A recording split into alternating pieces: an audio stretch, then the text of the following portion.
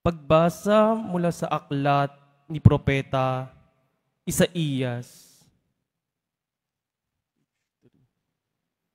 Sa araw na iyon, sa lahi ni Hese ay lilitaw ang isang hari tulad ng supling mula sa isang tuod, mananahan sa kanya ang espiritu ng poon.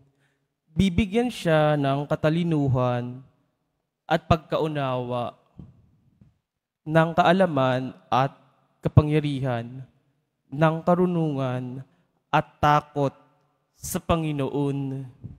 Kagalakan niya ang tumalima sa puon.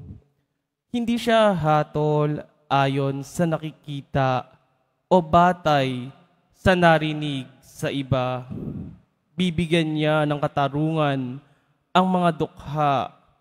Ipagtatanggol ang karapatan ng mga kawawa.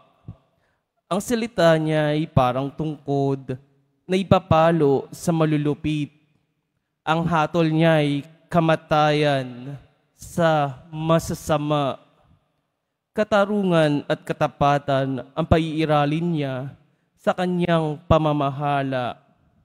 Maninirahan ang asong gubat sa piling ng kordero. Matutulog ang leopardo sa tabi ng batang kambing.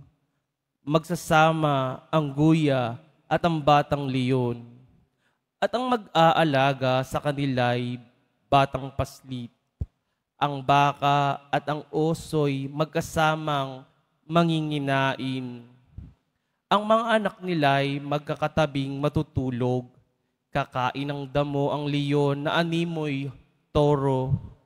Maglalaro ang batang pasususuhin sa tabi ng lungga ng ahas. Hindi maano ang bata kahit laruin ang ulupong.